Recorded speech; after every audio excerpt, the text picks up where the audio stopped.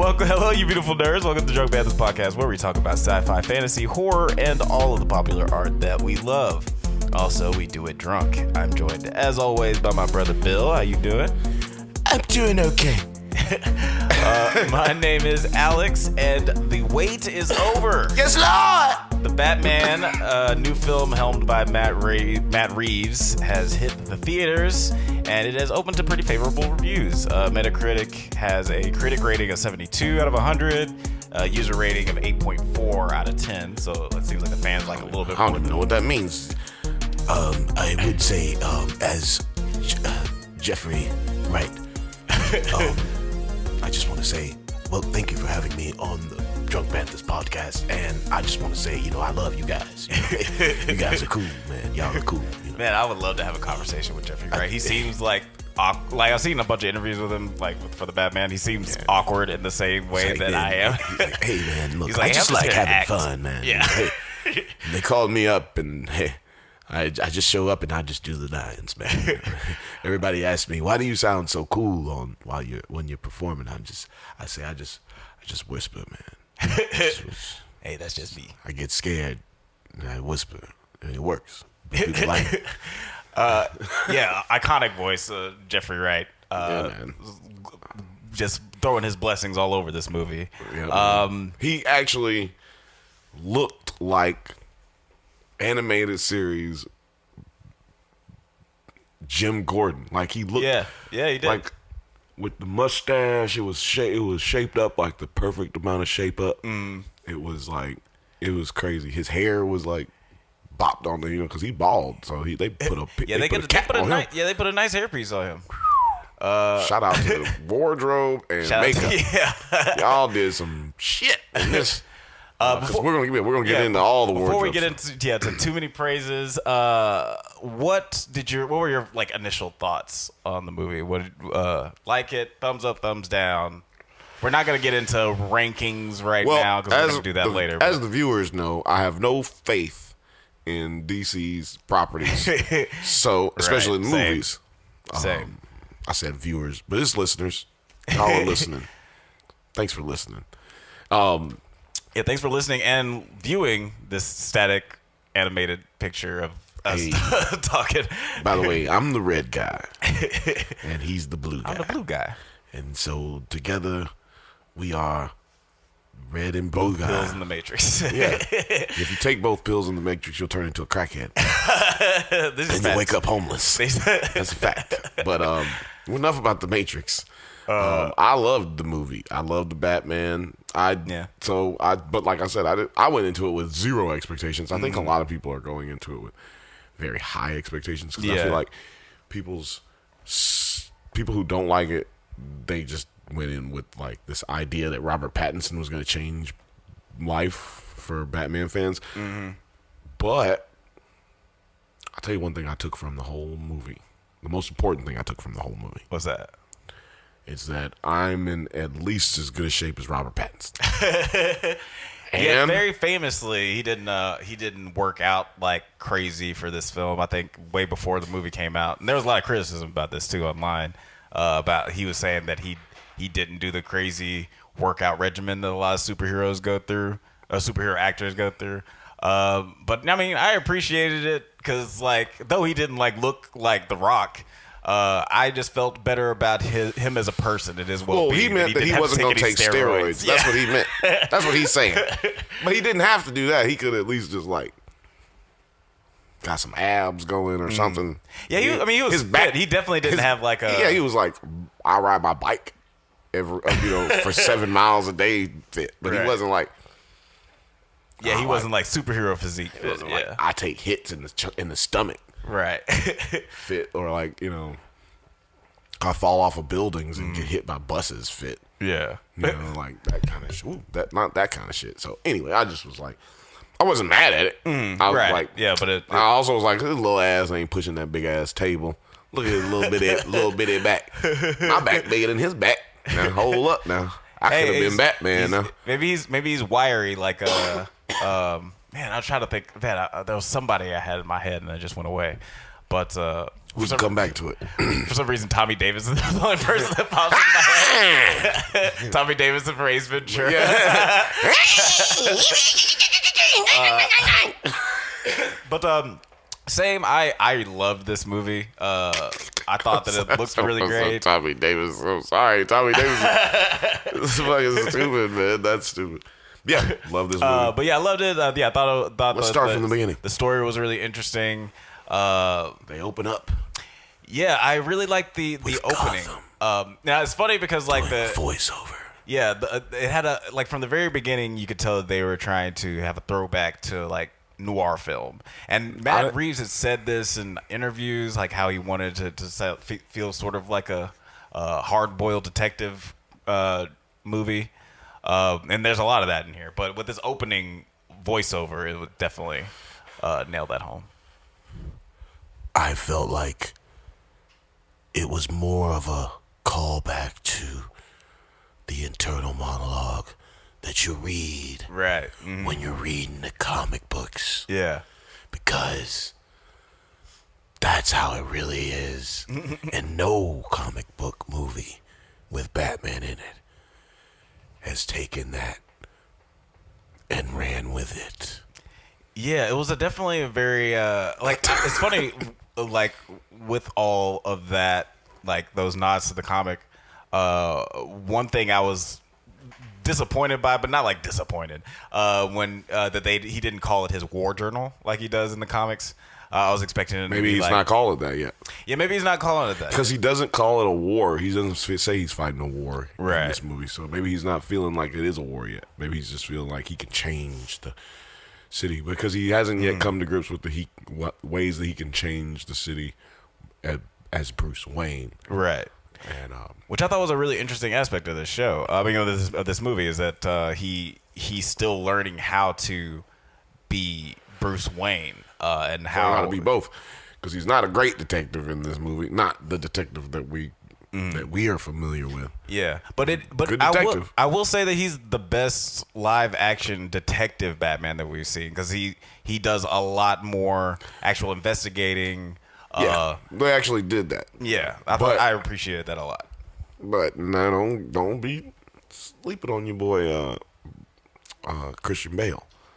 Yeah, Christian Bale was. But Christian Bale had more technology. Yeah, he had a lot more technology. He was still doing detective stuff, but he was able to do more technology, and he was able to do more things as Batman as Bruce Wayne behind the scenes where you weren't able to see it. Right. So don't forget about that stuff. But also, like we said, this Batman hasn't gotten to that level yet. So right. It's nitty gritty. Yeah, it's interesting because this is not really a Batman we've ever seen before in live action. In a live action movie, we've seen him we've read about him in the comic books. I mean, you and me have read about him in the comic books a bunch at this stage in his life, where he's just fully committed to being Batman, and he's kind of just really deranged at this point. Probably the least mentally well he has been before he makes any like emotional connections with other people in the world, like the people of Gotham City and Catwoman. Well, he can't open his heart up to Dick Grayson until he sees his parents die. Yes, so that's probably like the precipice for him. Like, like they kind of didn't go that way in this movie. They chose this to be his like changing moment, his turning point. Right. But it's funny that this movie starts in Halloween. Shout out to the fact that we were supposed to get this on Halloween. Right. Yeah. It would have been an interesting Halloween movie. A year ago. Pandemic, man. I honestly a lot of shit. When you say that, it makes me feel like they did that so they could dodge the HBO Max decision to put all the movies for free on HBO Max. Because it being a Warner Brothers film, it probably would have ended up on HBO Max. But they also were filming, like, they were doing a lot of, like, reshoots at the post-production stuff. Yeah, they were doing a lot of stuff when it got when they got shut down, when the pandemic happened. So there's two things can be true though. Yeah, who knows exactly why it got pushed back? It got pushed back more than once, so it's not like it just got pushed back. You might be right, but because that's what happened with that's what's happening with Doctor Strange. I feel like they just keep pushing it back. Right. They try to make as much money as possible. Yeah, they like, oh, y'all gonna let everybody go in there without masks? This is all. Let's wait one more month. We'll wait. Make it 2, just to be safe.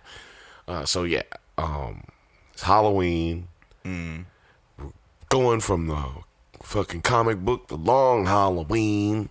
Yeah, and our villain is the Riddler. We found out very quickly because he kills the motherfucking mayor, but beats his head in. Yeah, we see the Riddler before we see Batman. Facts. Because I'm in the shadows. What did you think of that opening scene of Riddler killing Homeboy? Well, I think that they did a good job of like creating violence without showing any violence. Right, yeah. Like, not a whole lot of blood in this movie, so kids could still watch it. Right. I've heard some people say that it should have been R-rated. Do you feel that way? No, because they didn't say fuck one time. They didn't show any actual violence. What other than like Batman whipping people's ass? No. Well, not saying that. Listen, I meant like it should have been R-rated. It's like they should have pushed it further, like had more violence. No. How are little kids who buy toys gonna go watch Batman if you do that? Right. What those people are is stupid because those people don't make money on movies. Well, I mean, because just saying, like those people are ignorant to the fact that you really just have to. I mean, you really have to sit there and say, "Am I trying to make a movie for adults only, or am I trying to make a movie for everybody?" Right? Because everybody loves Batman. That's true. And I'm not in this camp at all. Like I feel like the Joker movie. Just saying. I feel I'm in the same camp as you are. Where like one of my favorite directors is Denis Villeneuve, and one of the cool things he does in a lot of his thriller stuff is he'll cut away from the really visceral, violent acts. Because sometimes your own imagination is way like they'll cut away to just like a benign part of the room, and you'll just hear screaming and like sound effects. And I feel like sometimes your imagination can be way more terrifying than just like seeing blood fly all over the place. The argument could be made just because the Joker made $1 billion that you can make an R-rated film and still people still go and see it, but very different characters. I feel like a very different audience than the people who are going to see Joker than people who are going to see the Batman. It's because they made it that way. Because you made a darker movie, you made a movie that people can't go see, but a certain age, and that's my whole point. But anyway, speaking of which, I hope this movie makes it to $1 billion. Because if Batman doesn't make $1 billion and Joker made $1 billion, I'm gonna be mad. That just feels disrespectful. Yeah, that would probably be disrespectful. I think that. So anyway, let's keep it pushing. Where are we at?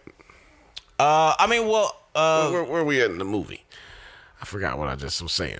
Oh yeah, no, I wanted to mention the train scene, the train station scene, because the little black kid that's in the half painted faces. Oh right. Is actually Tim Drake in the Teen Titans movie. Yeah, you had mentioned that. It's an interesting little, I guess, Teen Titans TV show. I said movie. Oh right, yeah, the TV show. Yeah, it's an interesting little Easter egg. I mean, that definitely means he's not gonna be Robin in the future because, like, I don't know that's what it means. I think it kind of means he could be because he was the only one who had half of his face painted, signifying that he's half in the life, half not in the life. Right. Tim Drake was caught stealing. No, not that wasn't Tim Drake, but Jason Todd. That was Jason Todd, but he still was like a kind of a stray. You know right. what I'm saying? Like, and I'm just saying. Maybe he's not gonna be Tim Drake. Maybe they make him Dick Grayson. I don't know what they choose to do. If they do that, I will be upset. I just will say that much. If they make him Dick Grayson, big mad. I will be big mad. I don't think that they're gonna go that way. I don't know if it was Matt Reeves or Robert Pattinson who said this, but like they were saying that if they were to do Robin in this universe, they would want it to be like a 13-year-old kid and like have it actually be more true to the comics and have rather than it be just like two grown men hanging out with each other. He's I think it was Robert Pattinson who said that. Speaking of which, what he just did is just told you that what they're gonna do, because there's no way in fuck that they're not gonna have a Robin. Right. I mean, I could see them not having a Robin, because we had a Batman trilogy without a real Robin, which is why they're not gonna do that. Matt Reeves, they had the conversation. Let me tell you what Matt Reeves has done. I watched this movie twice, by the way, people. Same. We watched the movie twice. That's right. Say it to yourself. We watched it twice, same weekend, and guess what? We got some shit to tell you. See, I think Matt Reeves is trying to undo all the bad that happened with his childhood dealing with Batman. So we're playing right now the 1980s Batman movie in the background. That movie was good, but there's things that they could have did better, right? Right. He's going back and he's changed. He's making. He's doing what people said. Oh man, you can't do that. That's right. That's done. Yeah, it's funny. He's doing it, but he's doing a little better. Yeah, more practical. Like in the first Batman, in Batman 80s Batman, they use technology. They mix technology and mix ages, like time periods. Right. Yeah. They kind of did that in this movie. Yeah. Batman's technology was high tech, but it was also like low tech. Yeah. Yeah, it felt kind of like the animated series in Batman 89, where it was like this in between time period where it doesn't, which kind of makes it timeless. Exactly. It's like clearly this is like a place that's advanced technology wise, but also it's very gritty. Right. Also, I think you pointed it out that it rained the whole time in the whole movie. I didn't point that out, but that is interesting. Yeah, it felt very Blade Runner-y the way it was raining the entire movie. But I heard somewhere or read somewhere that that's supposed to signify how like these criminals who are out in the rain all the time, it's always rain, but they're just out in it, and they're just in it because they don't care. Right. That's how little they care about what's going on. They just out here doing it, and they just out here like it's a normal day. Yeah, it's interesting that you say that, because I thought the production design was really cool. I didn't like Joker, but one of the things that was good about it was the production design and how they made Gotham feel very, very grimy. Oh yeah. I watched it. I wrote my review, but I haven't. I've written my review. Haven't made the video yet, but it's coming soon. Spoilers, I didn't like it. Are dumb. Yeah. But it's funny what you say about like how this movie feels like a correction of Batman's sins of the past. Because that's one of the things I was so excited about when Batman vs. Superman came out, because each Batman movie is better than the last, and they correct problems from the last one. So I was like, oh, this one's gonna be like the dope Batman, where like he doesn't kill, and he looks comic book accurate and all this other stuff. And he did look comic book accurate, but man, he is like the most murderous Batman we've ever had. Ooh, this Batman? Batman vs. Superman, Batman. Oh yeah, I know. So like that was like a. There's always been a murderous Batman in all of the Batman movies. Yeah, I think like Batman and Robin was the last time we had a live action Batman that didn't actively kill someone or let someone die. This one didn't kill anybody. Yeah, I really liked that. I don't know how he didn't kill the dude who he let shoot the other dude, but whatever. He probably got shot in the arm, and that's maybe that's not his fault. But I do feel like it's a different, like in Batman Begins, where Ra's al Ghul is about to die. He's like, I'm not gonna kill you, but I don't have to save you. And then he like dips out of the train, and the train blows up. That's not Batman. Batman would save him. Like we get a similar moment in this where Catwoman is about to kill Carmine Falcone or Falcone. They go back and forth the way they pronounce it in this movie. But when she's about to kill Carmine Falcone, he stops her. And even though this is the person who killed his parents, like he had that moment where he could have sought vengeance or let. Do you hear that, die, people? We're the first ones to point that out. By the way, Falcone. That changed back and forth so much. That shit changed. There's some other shit that was like that too. Like, yo, like, why? How did he? They left. Okay, so they go to meet the penguin, or go to the, excuse me, I'm just upset because I was mad about this. See, y'all we criticize even the things we love. Of course, no movie's perfect. We except Empire Strikes Back. So Batman and what's his name, Commissioner Gordon, they go to meet up at this drop, you know. And Catwoman shows up and spoils the show, right? Mm-hmm. Right. But they like followed Penguin from where he was to that drop. Right. How in the fuck did Batman get the damn Batmobile over there? Right. Yeah. Without anybody hearing that motherfucker. It's got a silent mode on. Don't nobody roll. It's got a hybrid mode. You just cut that bitch off and just roll in the rest of the way, and then get out and push it all the way to the back. Yeah, he switched the Batmobile into eco mode. Like, what the fuck was that? I was like, hold on. So we can hear when she pulls up in the motorcycle. But we can't hear when, because he's like, I'm here. Commissioner Gordon didn't hear him. He was like, they just pulled into the docks. He's like, I'm here. It's like, all right, okay. Oh, damn. Okay. All right, you must have flew. No, I drove my fucking car. Yeah, was his car already parked there or what? I'm just trying. There's little things like that. There's some other shit too that I was like, yeah, that was dumb. Yeah, wait, like how about nitpicks? Sorry, how about hold on.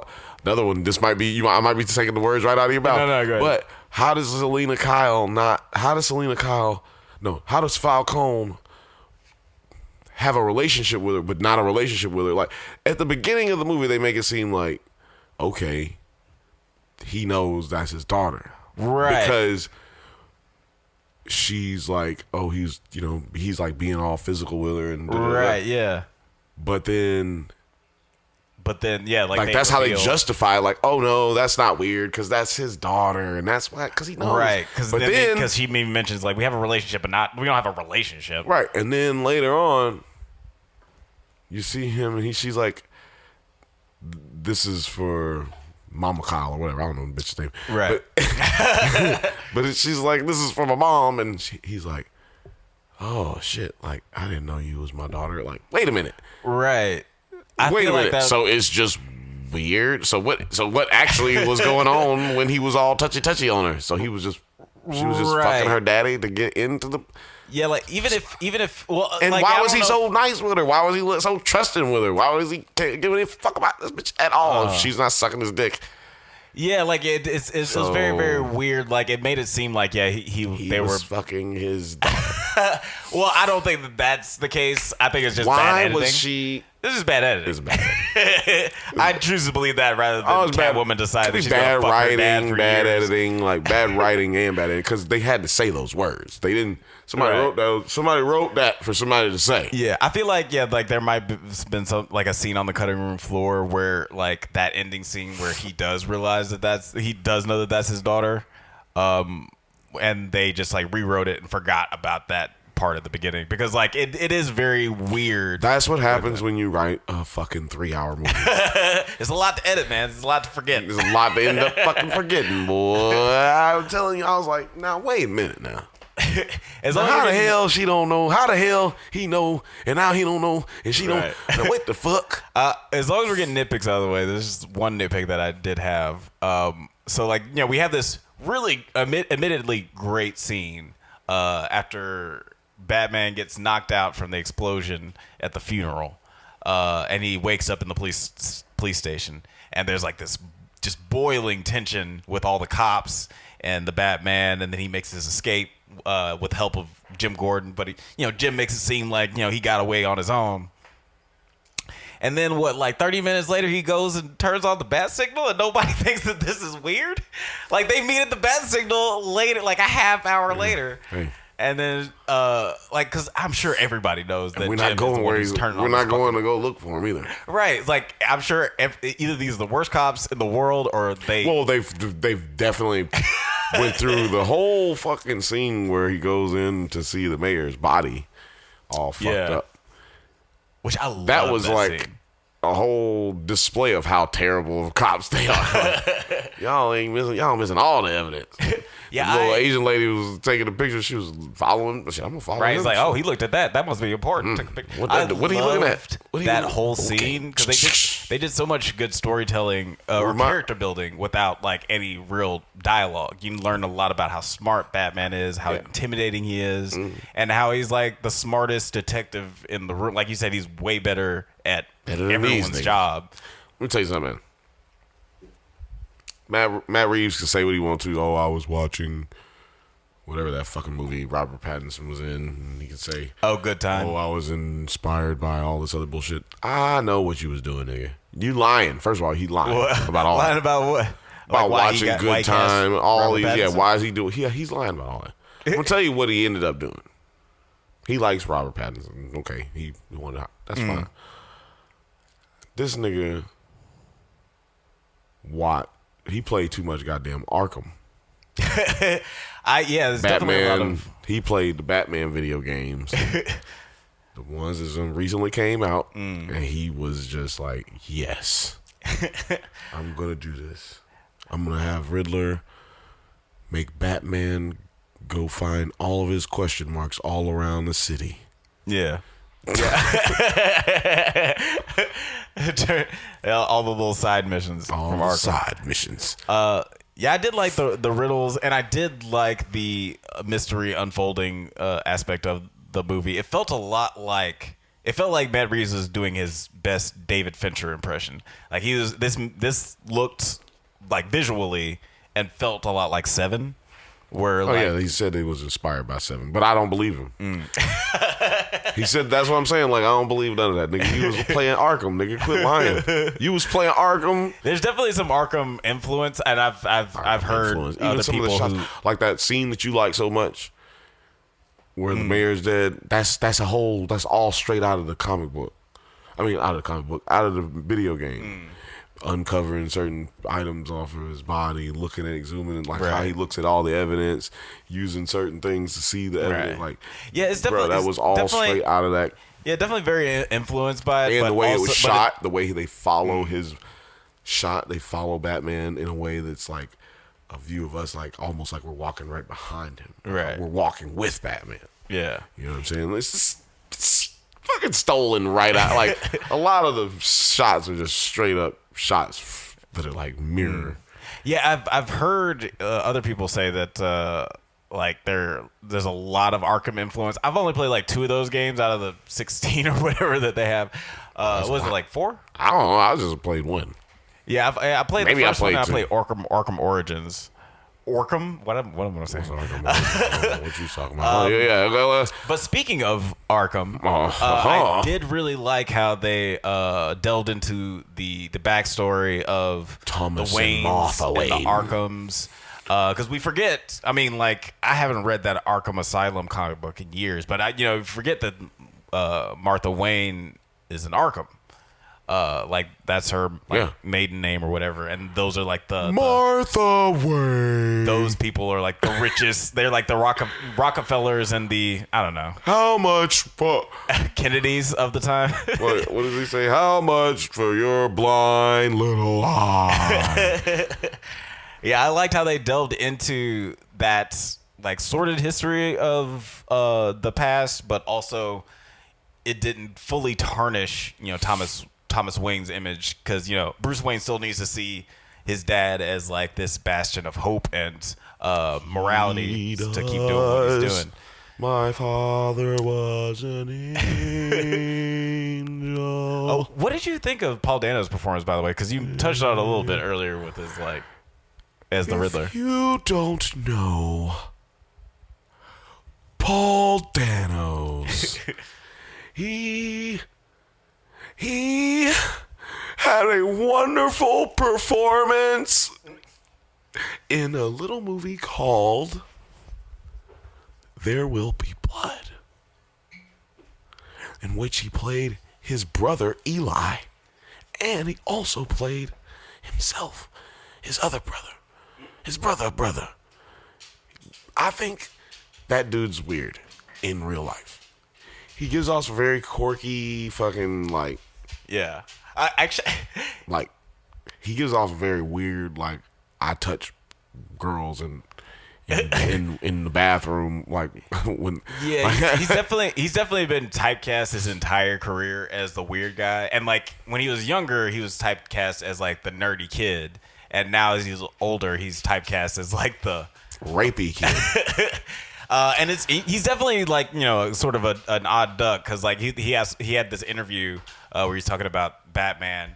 And he was like, I remember seeing Batman '89 as a kid, and that scene where, you know, the guy kills Bruce's parents. It's just so like haunting and like terrifying as a kid. And, you know, it's like every kid's worst fear, having their parents killed right in front of them. And yeah, I loved it. I was like, what? Yeah, I loved it. I was like, that's a weird way to end that story.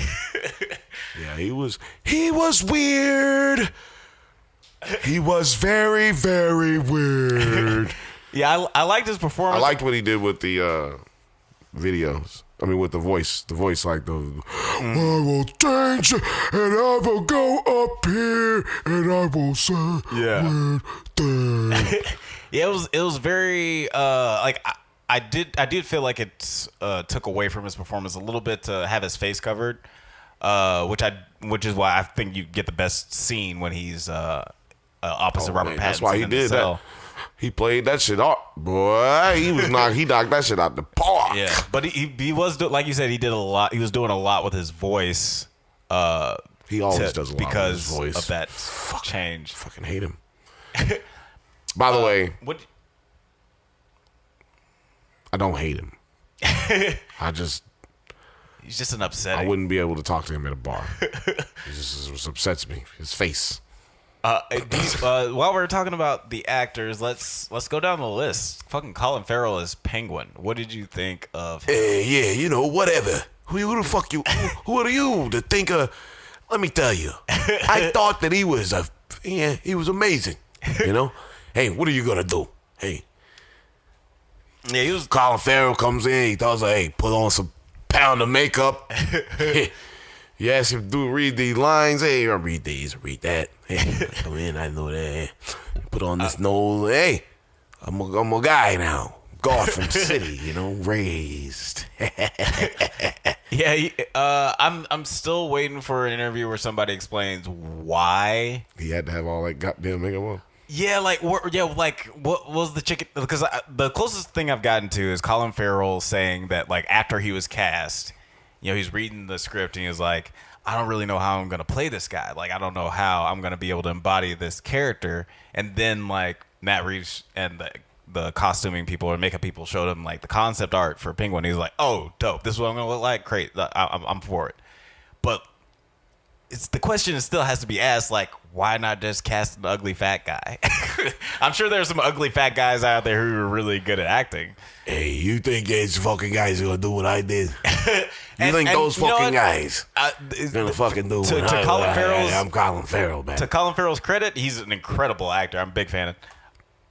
There's probably no one else on Earth that could have done what he did, but I'm very curious of how Matt Reeves like knew that or came to that decision. You know? Yeah, that's a fair point. I mean, I thought that there was only one moment where I could tell where he looked like Colin Farrell, and that was when he turned around and he was like, he fucking saw Batman coming, and they had just a little quarter of his face showing on the side of his face, and I was like, oh, now there's Colin Farrell. Yeah.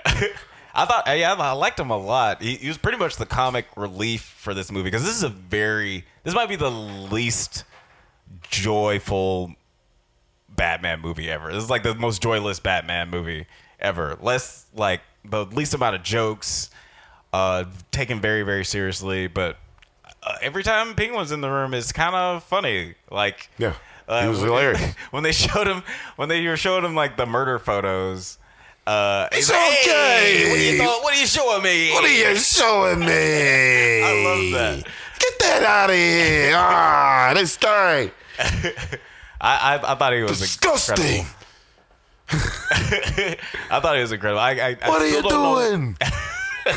What are you doing to me? And I love that he was like, "You guys don't know Spanish." And that ended up being a good plot point to lead them to the next clue. It's really funny that they didn't know Spanish like that. Okay, since when is? But that's what I meant. Like, this Batman isn't yet the greatest detective in the world. Mm-hmm. Or he's not yet the detective that we know him to be. Right. He's not the greatest detective in the world. He's just the best detective in the room right now. He's just the best detective in Gotham. Right.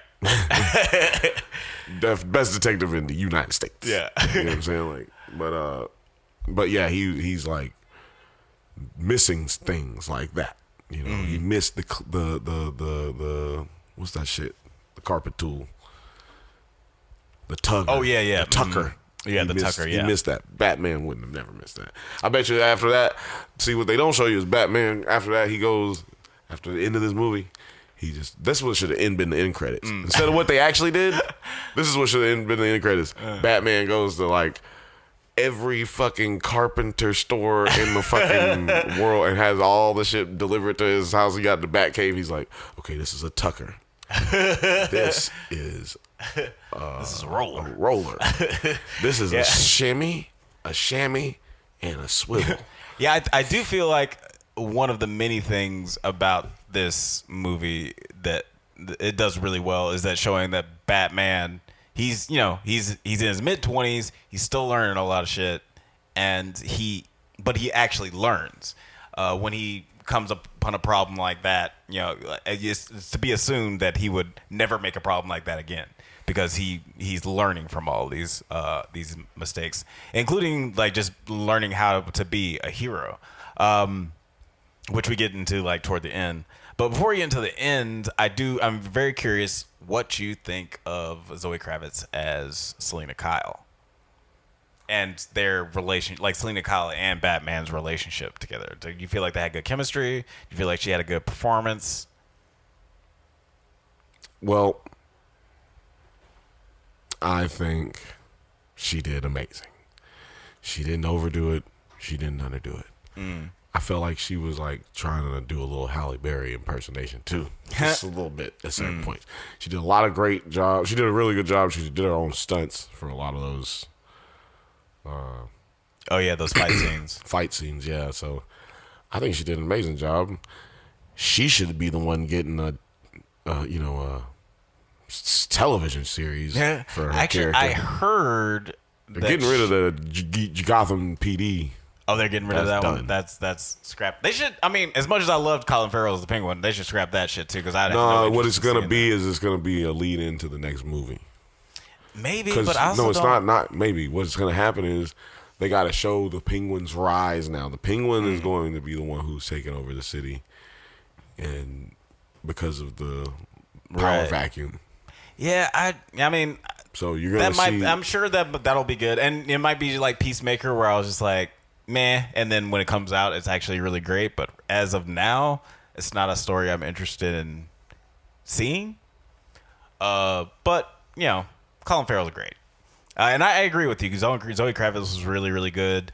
Shout outs to black actors.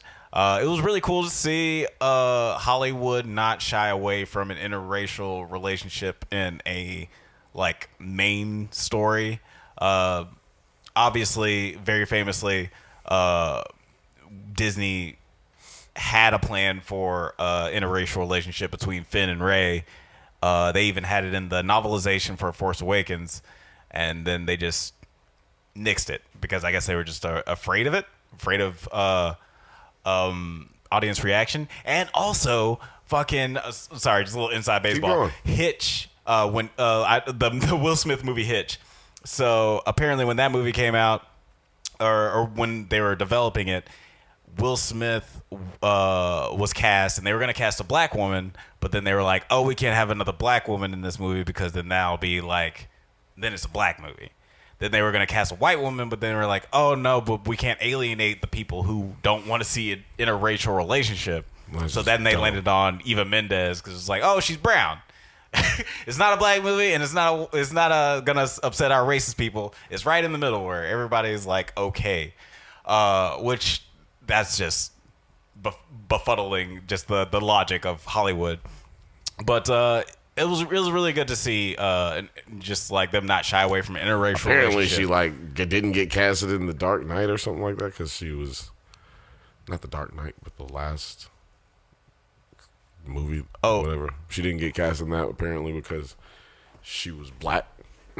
Oh, really? And they wanted a white girl. I just read that somewhere. Yeah, could be wrong. Could be fake news.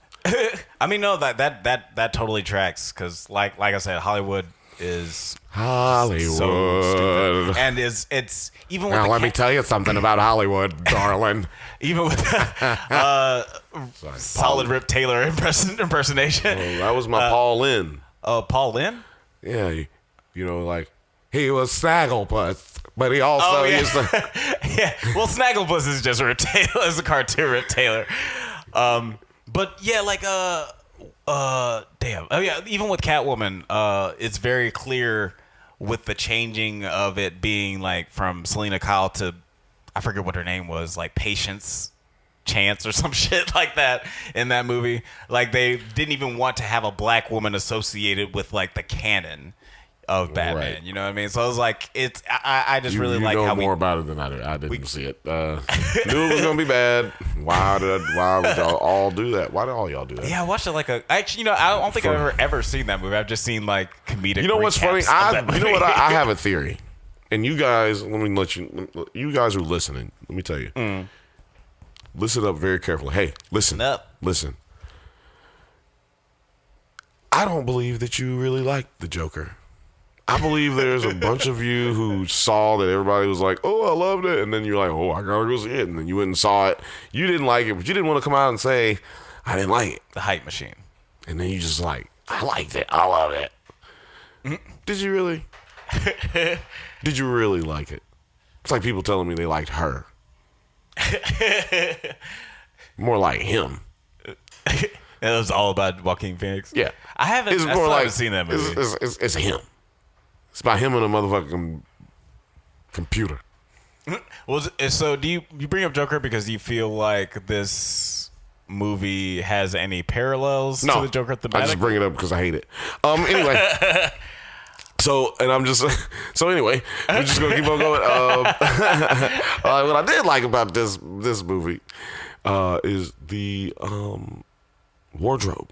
Like I liked how everything looked gritty. Yeah. Only the gangsters was well together. You know, and like that's how it's supposed to be. Everybody else was supposed to be broke, slumming.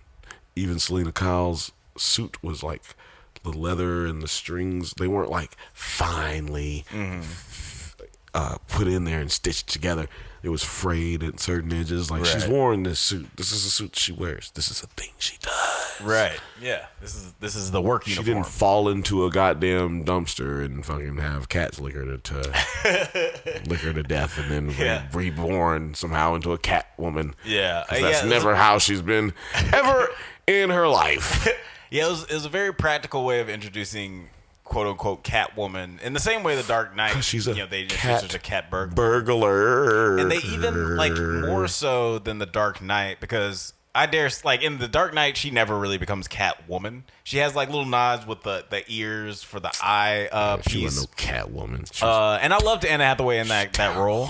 Terrible. But they did a really good job of just like with all the cats, she has these affinity for cats, and the back and forth dialogue between Catwoman and Batman, her saying the bat and the cat. It's just it feels natural that the Batman would call her Catwoman, rather than it just being like. I think what's gonna happen in the next movie, you'll see Bruce Wayne reading a newspaper where the headlines read. Catwoman strikes again in Bloodhaven. Right. And then you'll get your little Easter egg. Like, she's out there. She's still out there, and we could see her at some point. Right. And Bloodhaven also being the city that Nightwing watches over people. So, little when she Easter said eggs. she was skipping town, I knew that she was going to Bloodhaven. Like, where else she go? Metropolis? There's only like 3 cities in goddamn Batman universe. Like, there's Star City, or like in the DC universe, there's Star City where Flash is at, and then there's Metropolis. Gotham. No, Star City is where Arrow's at. Where's Flash? He's in Central City. Which, creative name. I'm figuring it's somewhere in the middle or something. It's probably like St. Louis or something like that. It's supposed to be like how Gotham's supposed to be New York. Yeah, that's stupid. But we haven't talked about it that much. We touched on it a little bit, but I'm curious. On everything a little bit. How do you feel about Robert Pattinson as Bruce Wayne / Batman? How did you like his performance? The question of the day, right? Like, that's what everybody wants to know, right? That's what everybody wants to know. Beyond like what your ranking is. What did you think about this dude's performance, right? Mm-hmm. I think there are times where his accent, he sounds Southern. But that's because I think he's Scottish? Yeah, he's British, so that's sometimes when British people try to do the American accent, it comes out Southern. Right. Like, and there were points where he would like try to, like, I didn't understand, like, are you going to talk like this or are you going to talk like this? Right. And then you're going to, when he was with Gordon, he's just basically using his Bruce Wayne voice, like, hey, so what would you think would make someone do that? Hey, look at this thumb drive. Like, yeah, nigga, like, why are you using your regular voice? Right. Why are you just using your regular voice? I guess it's because no one ever hears Bruce Wayne's voice. Like, so he's not worried about it. Right, finding out it's him. He doesn't even care. He's like, I don't go anywhere. I can only go out as Batman. Yeah, one thing I did like about the Batman v Superman Batman is that they had the voice modulator to disguise his voice, rather than have like put that. Oh well, I mean, you could do that if you have a better voice module. Like that was, I hated the sound. I like the idea, but what they did was stupid. Right, it sounds like Ben Affleck's trying to prank call you. It's like, is this Ben Affleck? Oh, is this Ben Affleck? Who is this? Oh, this is Batman, dickhead. Hold on. Hey, Ben Affleck on the phone trying to prank call me. I really liked this performance. Like I was telling, I didn't ask you that. Oh no, I'm joking. I'm joking. Go ahead, but so you were rudely informing me how you like this performance. I loved his performance as Batman, specifically under the mask, because something that I feel like I've definitely always noticed that Batman actors in the past kind of don't do a lot of acting once they put the mask on, and Christian Bale I don't know how very famously. I just read the articles because I'm a nerd, but he every time he put on the costume, he felt stupid. Like he said, like, I never really felt comfortable in the suit, and I think that on top of the mask not letting him breathe through his nose affected his performance a lot. And you can see a lot of Robert Pattinson emoting underneath the mask when he's Batman. And there's an interview where he says that he says, because you don't see his parents get killed in the movie, he's like, I felt an obligation to like have that like that pain and anguish and trauma show up on my face like in every single scine. Which is why he got the movie. I mean, he looks like that all the time. He looks like that. I mean, Robert Pattinson looks like that. I mean, you guys forgotten about Twilight? Like, that's the reason he brought in the emo looking face niggas. Like, that's what I would say is having unfortunately seen. Thanks a lot, the first Robert Pattinson. I have unfortunately seen the first two Twilight movies. He's obviously gotten way better as an actor since then. He's gotten taken a lot of really weird roles. Have taken his. I'm not saying acting. He's not a good actor. I'm just saying that face that you're talking about. That's just his face. That's how he got the job. That's what I'm saying. Right. Emo but face. But like one of the things I thought about when like hearing him talk about playing that is like I feel like every actor should have been doing that anyway. Whether you have the safety net of having they that wasn't scene, trying to. Like you just said, Christian Bale couldn't fucking breathe. Like goddamn, nigga, what you want me to do? I'm over here trying to fucking breathe. Hey, Mike, what do you want me to do? I'm over here trying to fucking breathe, man. And I'll tell you what. Jason Statham playing. Jason Statham playing. This is how Christian Bale sounds when he's drunk at all the award shows. When I'll tell you what. Anytime I do this movie, now if you want me to do Jason Statham, you want me to do Jason Statham? I can do Jason Statham, yeah. Now let me tell you, you do me better than me. What did you think of the ending of the movie? Because man, last two Batmans, British. Yeah, well, Christian Bale's technically Welsh. He's British, but he's British. He sounds British to everyone. Welsh people only get to just say that. Welsh people say, "I'm not British, I'm Welsh," because they don't like the reality of the fact that you've been conquered by a motherfucker right. thousands of years ago. Nigga, like so, you are British. There's a really great scene in Ted Lasso where he's coaching the team and he's like, "Oh, that guy's British," and then somebody's like, "Oh, he's Welsh." He's like, "Welsh?" He's like, "How many countries are in this country?" And they are like 6. Like 6. It's like, Jesus. I thought that was a funny It's scene. like, yeah, look, people over there, man. Look, let me tell you something. Get over it. Call them states. Y'all ain't even big enough to be countries. Y'all got states over there, man. Y'all are states. This is not a political podcast. It's a geography education. So anyway, what did you think of like the ending and how ending sucked? No, I'm joking. I've heard a lot of weird criticism about the ending specifically. It was bad. It was not great. It was like, but you know when I watched it for the first time, when I saw like the Riddler going boom, he was like, and he's like saying there's gonna be bombs going off and shit, and he's telling them there's gonna be bombs in the video. You know what I'm saying? I was like, they didn't know how to end this. And it seems to be a common problem in Batman movies. Like, I don't know how to end this. Yeah. We done did all of the fight scenes. We done made Batman do all this, do all that. We done caught all the bad guys, really. They either died or they got caught. What are we going to do? What's the big thing that we can do? Like, Batman has to save the city, not just one person or the mayor or something like that. No, I got to save the city. Right. How does that happen?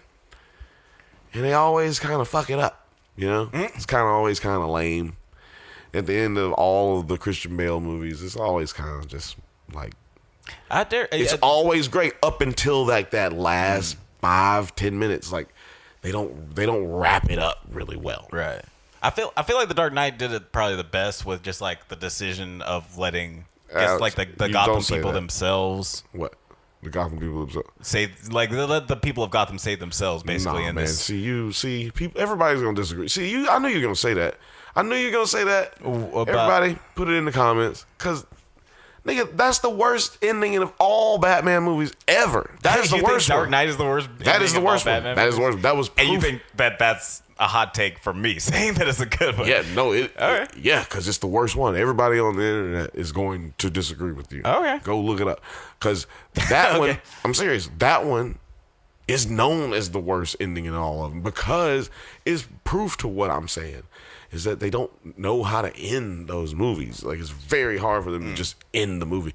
It's really hard for them to just be like, all right, he was Batman, and that's it. And just end on it. Or just show him doing something stoic at the end, and just, that's it. Like, which part of the ending are you specifically saying you didn't like? Look, I'm saying, like, you create this. So he caught the Riddler, right? They shouldn't have they should have either just ended the movie, right, with some kind of crazy speech, some kind of realization, and just they should have eased down after he realized that Riddler didn't know who he was. They kind of should have just ramped down, answer some other questions, show us where everybody's kind of going. Maybe a little montage of him putting some stuff together. Maybe a bat wing getting built. You know what I'm saying? Stuff like that. And then kind of just ease us on out. Could have taken up almost the same amount of time. A little Batman montage talking thing, like voiceover thing. And we out. Now, what did they do? They when they went to going back to the boom, boom, boom, that told me, oh, we got 20 more minutes. Or 15 more minutes. We wrote. I'm just saying, we in the writing room. We write, and then we get to this point. We're like, well, what we gonna do for this last 10 minutes right here? And it's like, oh shit, dude, does the movie got to be 3 hours? The movie has to be 3 hours. And then Matt Reeves came in. He said, the movie got to be 3 hours.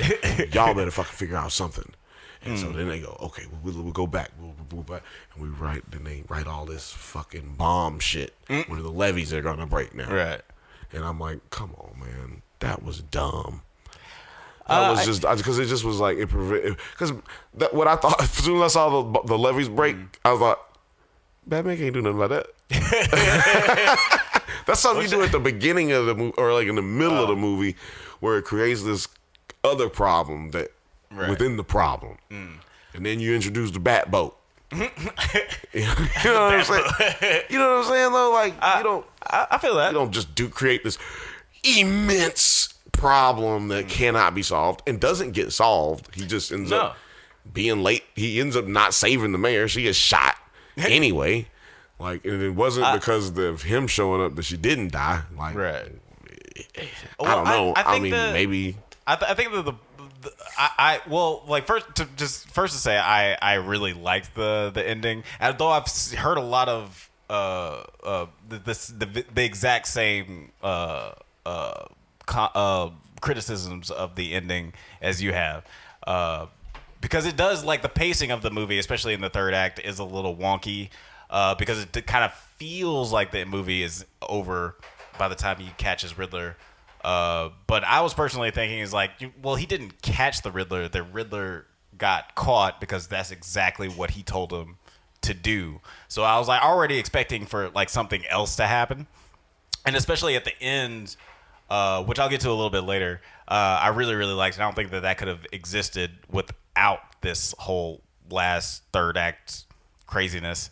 But I feel like the whole thing with Riddler's plan coming to fruition at the end, it was sort of enhanced the futility of trying to save Gotham. It's like, this is still such a like terrible place, and making it seem like Batman is fighting this uphill battle. Even at the beginning, he says like, I've been doing this for 2 years and crime has gone up. It's like, I don't know how the fuck this is happening. I don't know what I'm doing wrong. And I feel like this is just adds to that futility, even with the Riddler wannabes kind of being inspired by Batman in the wrong ways. And then him making the decision at the end to be like, oh, you know what? I can't just be this dude who beats the shit out of mentally ill poor people all the time. I actually have to I also have to be a bastion of hope, and I have to save people. And he kind of even almost gets like, baptized in water, and then comes out, and there's his first time you see Batman like in full light. Symbolism. I went to film school. I don't know. You guys can't hear my face that I'm making right now, but I'm making a face that looks like, okay.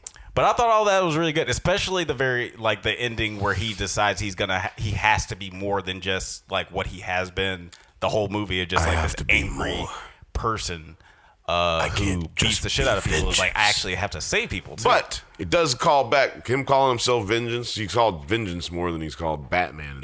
Yeah, and him it's mainly because of Catwoman. No, it's not because of Catwoman. It's because he calls himself Vengeance at the beginning when he beats. Yeah, but then Catwoman refers to him as Vengeance like 4 times. Yeah, but then they call what's his name calls him Vengeance. Like everybody calls him Vengeance. Everybody calls him Vengeance. But my whole point is that's just a callback because that's a callback to the animated series. Yeah. I am Vengeance. I am Vengeance. I am the Knight. I am Batman.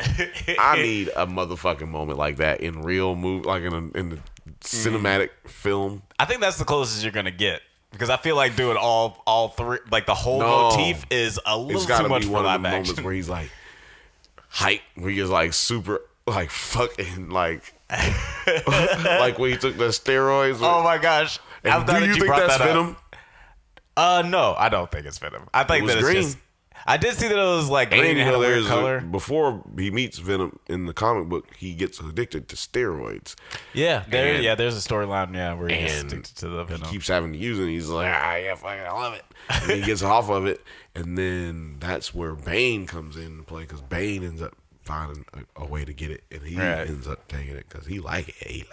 Now, I think that if it was Venom, they would have had like a superimposed shot that said like Venom on the side of the thing or something that. They made sure to show it was green. And look, that's what I was about to say too. I like this movie because they did everything subtle. No, you were like, oh, they would have did this. No, I don't think that they would have. Not in this movie. Maybe in previous movies they would have did that because, oh, Venom. Yeah. And like, oh, yeah, he just injected himself with Venom. Okay, I needed to know that. I needed you to explain that to me because I'm a fucking idiot as a goddamn viewer. It's funny that you say that. I'm being sarcastic. Don't laugh. I'm not I'm not an idiot. Quit laughing. Yeah, like, it's funny that you say that because I did feel like throughout the whole movie they were very unpatronizing of the audience. They just like trusted in the audience to figure it out for themselves. Like I think about like back in the 90s where we had like 10 different movies that explained what an EMP was. Do you remember that? Yes. Oh, you mean an electromagnetic pulse device? What does that do? Oh, it'll knock out all the power from here from a city block. So how far? A city block. How far is that? 1.25 miles. Oh, that's far. Yeah, I did. I did think about at the end, like, if this was made in the 90s, he would have pulled that thing out and been like, adrenaline. This will give me just enough energy. It'd have been a voiceover. It'd have been a voiceover. It'd have been his head. Right. If I pull out this adrenaline, she's over there getting raped. This nigga's like, if I pull out this adrenaline and I inject myself with it, I'll somehow get the power and the strength to absorb this fucking purge shot to my fucking chest. This nigga got shot in the chest. Yeah. What? He just kind of shook it off. That's movie magic. No, he didn't shake it off. He was laid down. He was down. Yeah, well, after he got the adrenaline shot, he was like, he was good. All right, I'm good. Yeah, what are you going to do? Hey, man, what are you going to do? You got to do something with that adrenaline shit. But yeah, man, what were you about to ask me? You about to say something. Did you feel that? Well, I was gonna, before I actually ask that question, I'm curious how you feel about the bat suit. It was cool. That little chest piece thing was a little aggressive. It was a little weird, unnecessary. But it had like a little batarang. It had a little clip to it. But it had a little clip, like a little beeper clip thing on it, like a knife clip thing. Yeah. So I was like, oh, that's his little knife. But I never saw him use it as a batarang. Yeah, I think that we never got that kind of stuff. I think that was also proof that he's not like he's not there yet. He's not there yet, man. He's not there yet, man. That's why he fell off the motorcycle in rehearsals. Oh, that scene where him and in the graveyard. I was thinking about that too. Nigga fell. You ain't ready. I did like how. Damn, I lost it. Oh, man. We were talking about the batarang.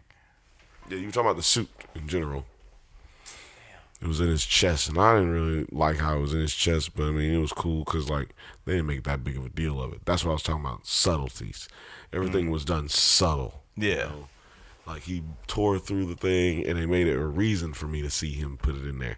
Like, he didn't just pull it out and fucking throw it and hit somebody in the fucking head and then go pick it up off the ground because it doesn't come back to him and shit. Like, right.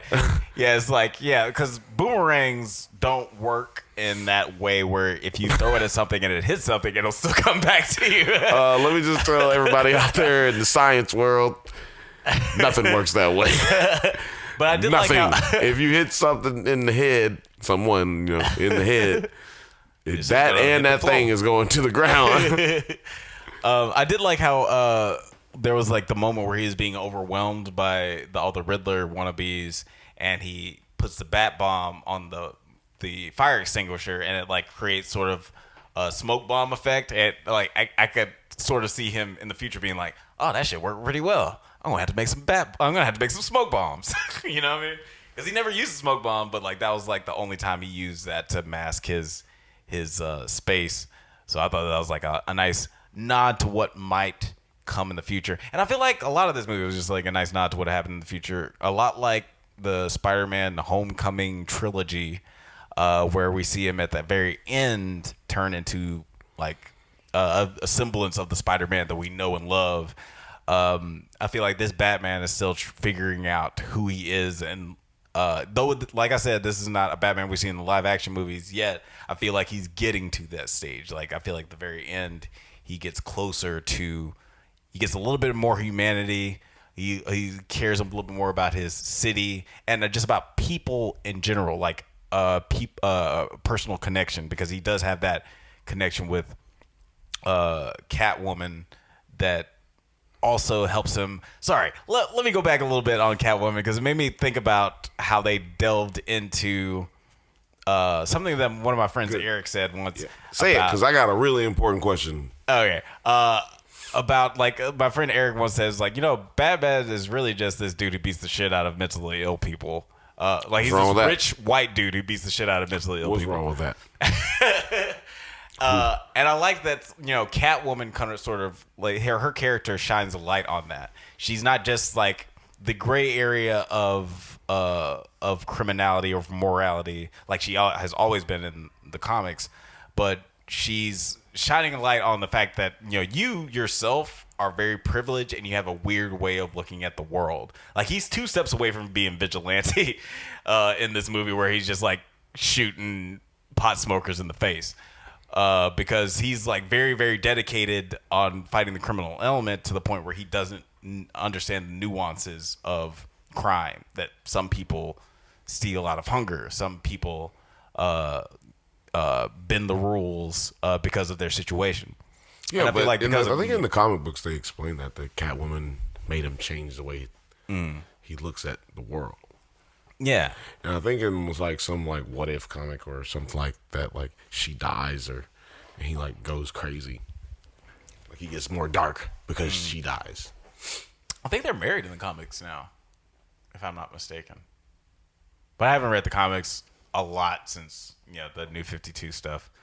Apparently, there's a New 52 story that mirrors that whole Riddler flooding Gotham storyline. Yeah, no, I think it's the Long Halloween. It's not Long Halloween. I think it's year 0. No, it's year 2. It is year 2. Oh, okay.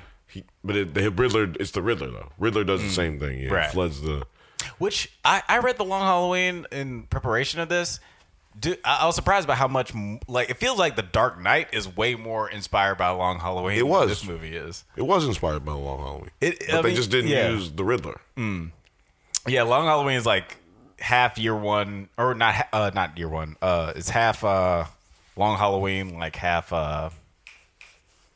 I can't remember the story right now. But anyway, I was surprised by, like, everybody's talking about how this is the Long Halloween movie.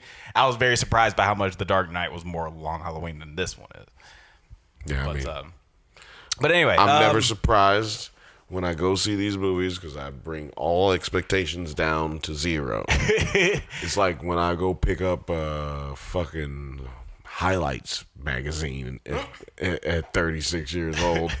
I have no anticipations of being excited by anything that's going to be inside here. But I'm delightfully surprised and intrigued when I get one of those funny jokes that they got in there. And who doesn't like those mazes in the back? Also, fuck y'all who keep trying to tell me to watch the goddamn Batman Lego movie. I'm not watching that. I mean, well, you're going to have to watch it to rate it. If we're gonna be rating it, I can rate it right now. I'll tell you what to rate. I can tell you. I watched Joker. You can watch the fucking Lego Batman. The guys who messed up Han Solo movie. I'm supposed to. Hey, now that movie was good. You didn't even see that one that they got that they did because their movie didn't come out. That's right. Their version of the movie didn't come out. Yeah, that movie they got didn't come fired, Alex. And I do say that fired. I do say that they like get way, and I'll talk more about this in our rating video when we talk about all the Batman ratings. But the Phil Lord or Lord Miller or whatever, they get way too much credit for Spider-Man Into the Spider-Verse. They were producers on that movie. Only one of them co-wrote that movie out of 3 people, and a black dude directed that movie. So let's just calm down with all the Phil Lord and Miller praise when it comes to Spider-Man Into the Spider-Verse. Let's let that praise end at Lego Movie.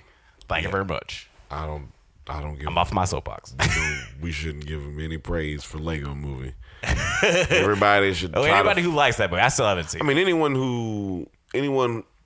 who's breathing should try to find these people and put some foot in their ass, or at least. Well, I don't know if they deserve an ass whooping. Oh well, maybe at least just eat like chili cheese fries and breathe in their face real hard.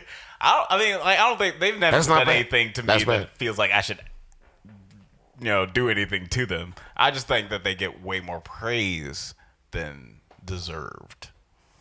But I mean, to each their own. If you want to beat the shit out of them, I can't stop you. But before we close things out, I'm curious what you thought of the last few moments of the movie, the Joker reveal of I can't remember the actor's name. It's very, very Irish. Druig from Eternals. I was about to say, man, what are you talking about? We know his name, Druig. I just don't want to butcher it. But well, you Druig. did pretty good. You didn't ruin it. You said Druig.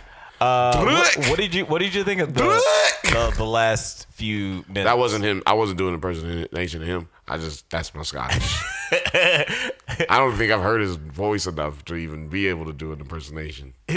It's weird. It's funny when I heard his weird little American accent. When I heard him speaking an Irish accent, I like for the first time, I was like, "Nigga, that's fake." But it turns out he's Irish. Yeah, or Scottish. Scottish. Oh, Irish. It's Scottish. Is it Scottish? It's Scottish. Okay. I don't know. To let us know in the comments. Hey. One of us is wrong. Let us know who in the comments. And shout out to you if you're listening to this long. But what did you think of the last scene in the movie where with Riddler and Joker? We get Riddler and Joker in Arkham Asylum having a little friendly chat. What'd you think of that? I thought it was weird. Is that an impression of that? That's how it felt to me. I know that's how it sounded. That's how it felt to me, man. It was really, really, really, really, really, really bad. But that was basically our end credit scene, because the end credit scene was even worse than that. It wasn't real. I'll tell you something, man. The ending of the last 10 minutes of this movie are like the worst parts of this whole movie. But like, I understand why. It's really intimidating trying to write an ending to Batman. But what I will say is, do what the comics do. Always go back to the comics. Just do whatever they did. Don't try to do anything else. Well, it is hard because comics are narratively just different than movies, which why I feel like TV shows are the best way to adapt. You know why I think they did that way they did it? Because then they don't have to. The way they ended this movie, they don't have to make another one of these movies. This movie could be it. That could be the end of it. Yeah, this could be a very good standalone movie. Ben Affleck is that guy. This is that guy. This is who Ben Affleck became. Right. Like, that's basically what you could do. Yeah. So I feel like that's the reason they weren't affirmative in like how they were gonna write what's gonna happen. Maybe there's like better endings, and they just were like, we're gonna do this because this is what works best for like what we're projected to do in the future. I feel like the pacing for this movie, in my opinion, as much as I love this movie, the pacing for this movie is fucking weird. It doesn't really like move like most it's 3 movies. fucking hours. Let me ask you. Let me ask you this: do you feel like it could have been cut down into anything. Do you feel like everything you watch was necessary? I don't know.